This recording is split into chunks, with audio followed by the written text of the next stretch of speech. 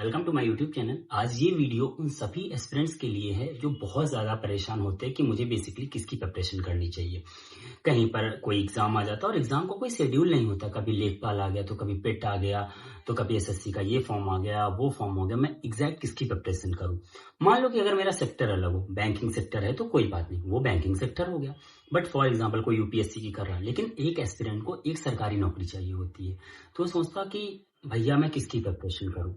तो मैं बेसिकली एक पॉइंट बताना चाहता हूँ जो बहुत ध्यान से सुनना और समझना।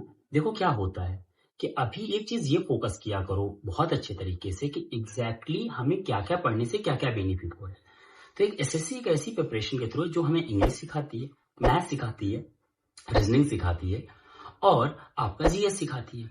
नो डाउट जीएस अच्छी होती है एसएससी की, ये सब जानते हैं। एसएससी के थ्रू सीजल कोई जाना तो सब चाहते हैं, बट कहीं ना कहीं थोड़ा वो टफ फेज पड़ जाता है। और कंपटीशन भी आप लोग देख रहे हो, जो सच वाली बात है उस पर हम बात करेंगे और फालतू वाली बात नहीं करेंगे। तो अब लेना तो एक जॉब है, तो फॉर एग्जांपल जैसे पेट आ गया तो पर्टिकुलर हम लोग क्या करते हैं, कोई पेट का बैच कोई लॉन्च करा तो वो पेट पढ़ने लगते हैं। फिर बीच में कोई एग्जाम आ गया उसका पढ़ने लगा, एनटीपीसी बीच में लगा दिया तो इसका पढ़ने लगे, रेलवे ग्रुप डी लगा दिया तो इसका पढ़ने लगे। देखो अगर न्यू एस्पिरेंट्स होना तो शांति से पहले एक बार हर चीज के सिलेबस को कवर करो। इतना ज्यादा रस करने की नीड नहीं है कि हमें हर जगह भागना है, ठीक है। क्योंकि ये मैं अपने एक्सपीरियंस के बेसिस से बोल रहा हूँ, जब हर जगह भागोगे ना तो सिलेक्शन नहीं होना है। एक चीज तो तुम भी लोग जानते हो कि किस लेवल का कंपटीशन चल रहा है। अगर तुम एसएससी की प्रिपरेशन करते हो तो 1 साल 1.5 साल अपने आप को दो। अच्छा, सवाल ये भी नहीं है कि ये लोग ज्यादा परेशान होते, ज्यादा परेशान एक्सपीरियंस वाले हो रहे हैं कि भाई उनको तो जॉब मस्ट हो गई ना, उनको एक प्रेशर है जॉब का कि मुझे चाहिए। तो उनके लिए बेसिकली है कि आप भी अपने आप को शांत करो। पहली बात तो आपके अंदर वो कैलिबर है कि आपसे पेट जैसे एग्जाम निकलेंगे, उसके बाद लेखपाल भी निकलेगा। बट हमेशा टारगेट ये करो, जब वो एग्जाम आए तो उसके 1 महीने या 1.5 महीने पहले उस चीजों को पढ़ना शुरू करो। उसके पहले मुझे नहीं लगता है कि उन सब चीजों के चक्कर में अपनी मेन रनिंग वाली चीजें तुम बंद कर देते हो। तभी किसी बच्चे का मैथ्स का सिलेबस नहीं हो पाता, 8-8 साल प्रिपरेशन करता रहता है। किसी का जीएस का ही नहीं हुआ। सच ईमानदारी से बताओ तो आप लोगों का भी अभी पूरा पूरा सिलेबस कवर नहीं हुआ है और हमेशा प्रॉब्लम बनी रहती है। क्यों? क्योंकि आप लोगों के मिड में एग्जाम डाल दिए जाते हैं। तो आप लोगों की भी गलती नहीं, भैया नौकरी लेना तो वो चीज पढ़ना शुरू कर देते हो। ये सिलेबस है, इसका सिलेबस ये, अगर ये बैच ये लेके आ रहे हैं, ये बैच वो। देखो बैच लेने वाले लेके आएंगे बैच, हमें डिसाइड करना एग्जैक्टली कि हमें क्या करना है। तो मेरा कहने का मतलब है बहुत शांति से बातों को सोचो समझो। और बाकायदा मैं तुम्हें खुद बता रहा हूँ या इस चैनल के थ्रू मैं तुम्हें ये गाइड करता रहूंगा कि क्या क्या पढ़ना और किस वे से पढ़ना है, ताकि सिलेक्शन को आसान बना सको। बहुत टफ बनाने की नीड नहीं है।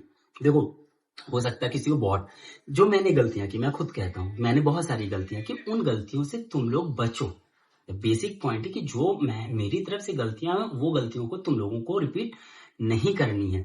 प्रॉपर चलना, मैथ्स नहीं complete, first focus on maths को सिलेबस कवर करना। ऐसे नहीं अब तुमने शुरू कर दिया तो किसी को देख लिया मॉक दे रहा, इसके नंबर बने मैं मॉक देना शुरू। तुम्हें पता है कि मैं अभी इस काबिल नहीं हूँ।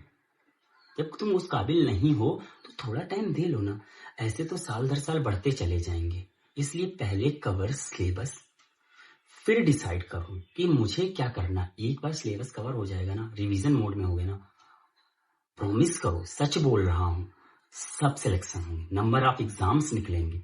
बट सबसे रीजन यही है कि अपने आप में ट्रस्ट करो, अपने आप में भड़बड़ाओ नहीं। गए लाइब्रेरी पहुंचे और सोच रहे हो क्या पढ़े, नहीं, सीधा टारगेट। पहुंचने के बाद जीएस की करंट अफेयर्स आती है, करना है आधे घंटे 1 घंटे करना है, किसी के चक्कर में ना पढ़ो।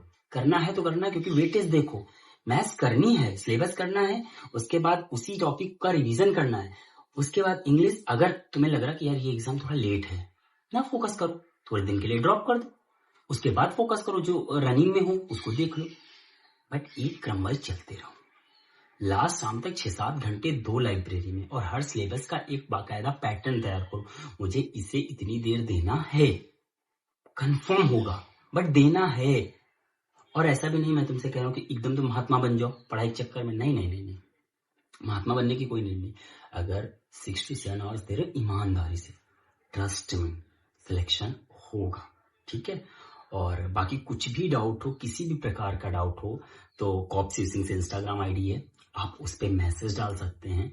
हो सकता है रेगुलर वीडियोस मेरे ना आ पाएँ, क्योंकि ड्यू टू बहुत सारी चीज़ों में बिज़ी रह पाता हूँ, बट जितने भी वीडियोस आएँगे वो तुम्हारे लिए बहुत बेनिफिट करेंगे, और कुछ ना कुछ मेरी तरफ से या वीडियो के थ्रू कुछ ना कुछ मैसेज मिलता रहेगा, कुछ ना कुछ जानकारी मिलती रहेगी।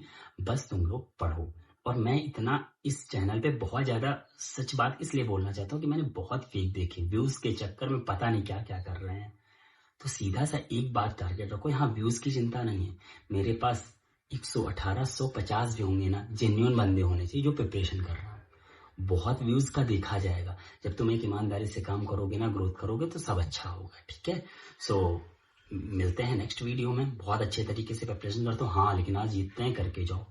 अब आने वाले टाइम पे बहुत अच्छे से प्रिपरेशन शेड्यूल में डाल दूंगा, किस दिन क्या काम करना। बस तुम अपना एग्जाम डाल देना, और तुम्हें डाउट हो तो मुझे आप इंस्टा पे मैसेज डाल सकते हैं, या ईमेल आईडी भी मैं तुमको डाल दूंगा। जिसको इंस्टा ना चलाता हो तो नो नीड, मत जाना। तो मेल आईडी में डाल दूंगा, पिन कमेंट में डाल दूंगा, या स्क्रीन पे शो हो जाएगी तुम आईडी, उसमें जा करके तुम देख लेना और वहां पर अपने डाउट्स लिख देना। जल्दी से जल्दी कोशिश करेंगे सबका आंसर देने के लिए। सो मिलते हैं नेक्स्ट वीडियो में, तब तक के लिए पढ़ते रहो। जय हिंद, जय भारत।